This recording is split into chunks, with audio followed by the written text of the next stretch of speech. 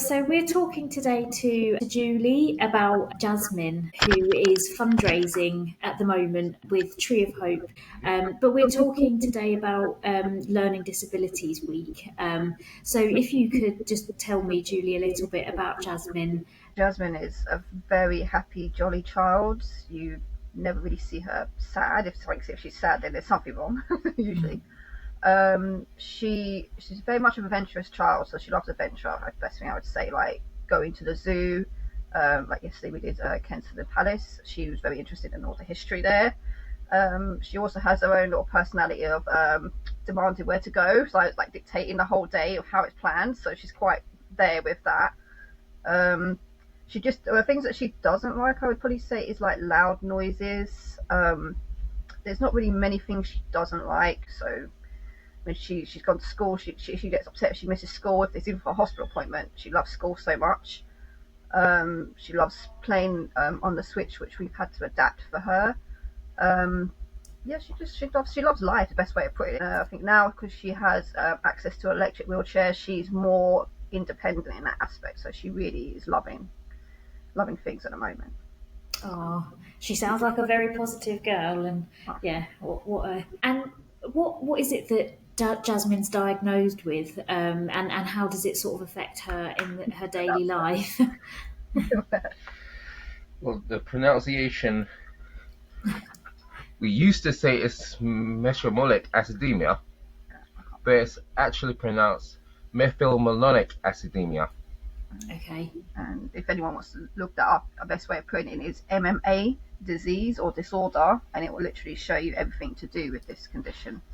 And what does that mean for her? Yes, it's a rare and it's genetic condition. So somewhere along the lines, me and Dad have one of the chromosomes are the same, so therefore it's passed on to her. It's best way to put it is 1 in 4 chance of a child having it. So we have 5 children in all. He's adopted my first 2. So our first biological child missed the issue, so we never knew about it. Jasmine come along and we didn't know about it until she was 6 months, because there was a lot of signs that was going on that was quite shocking. And then we've just had one last year recently, unsurprising one, and he has a minor part of it. But it is a basic way of putting it is where we can continue eating protein and foods, and we make acid, and we pee acid, and we make energy with it. She doesn't stop making it, so it just keeps building and building. So if it's not treated, it's basically like what acid does, it corrodes. So it attacks the organs and the motion part of the body and just breaks everything down. Everything will just stop working. And how does that affect her in her daily life? She's on a very low protein diet, so everything she eats, I have to look at how much protein's in it. I have to take the calculator, work out the amount of protein for what she can eat, and then weigh it out before she can even eat it. So it's quite a lot, and because food, as in like meat, is quite high, technically she's slightly a vegetarian in that aspect, so we try and steer away from meat. But she does like her veggie nuggets as a sneaky treat now and again. So it's not just affecting her, but it's affecting you, and how you've kind of had to learn to adapt and make sure you're doing the right things and keeping track of what she's eating. Yeah, because even when we go shopping with her and she sees something that she's like, well, I might want to try it, I have to literally just get the phone out and start working everything out there before I buy it, because I'm like, well, you can't have it. So, but she's very picky on what she eats, and that's mainly because of when she had episodes before, so she doesn't really want to eat certain foods anymore. And then I suppose, what are some of the highs and lows of your life and Jasmine's life living with a learning disability as well?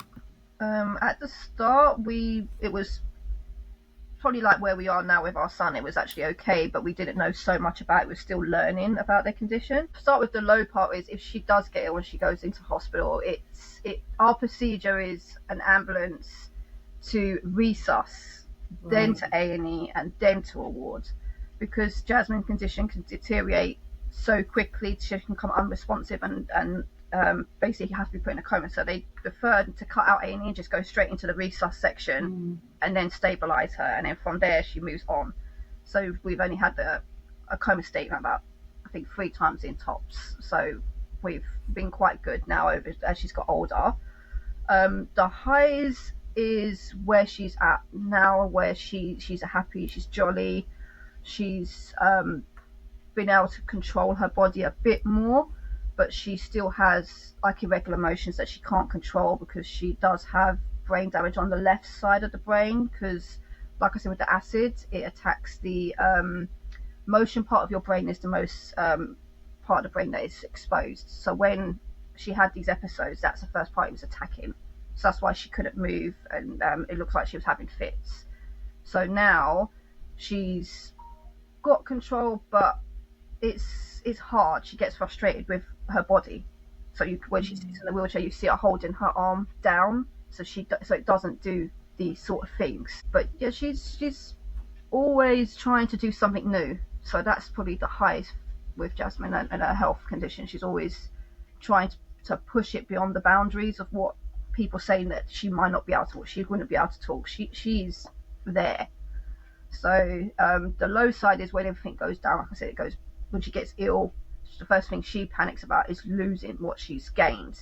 She took on the role of being a very big sister because she knows her brother's got the condition, so she's quite aware of what to look out for him. So she's like, oh mum, he's not supposed to touch this, or mum, he's doing this. So it's like he's okay for the moment. So she's turned into a little protective person. So turned into a second mum. Yeah, someone would come and give something, she's like, no, he can't have that, he's like me, so he can't have it.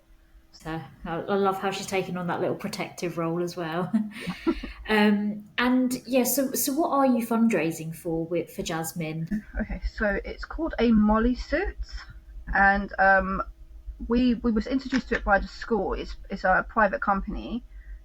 We went and tried it many years ago before COVID hit. It's basically like best way of putting it is like it looks like a scuba diving suit, but it's actually like leggings. It's very stretchy. It has these little black bits inside that goes down the arms and the legs, and it has a little box. It's like touch pads. Yeah. Basically. Okay. It sort of sends a current, doesn't it, through the body, and you wear it for an hour, and after that hour, she you could see a massive difference in her. Oh, so she's trialled it as well. Yeah, then? she tried it last year in August, because she wanted to go back through that route. And what she could do afterwards, she usually has a quite supportive harness to hold her up, but afterwards she sat in a wheelchair and she was like, I don't want the harness. So I said, are you sure? So she was quite sitting up. She could put both arms on the chair. She weren't holding the arm down, and she just looked at me, Mum, I need this suit because it's taking that horribleness away. And I was like, okay, so now it's finding that funds because it's not on the NHS. So and how much does it cost?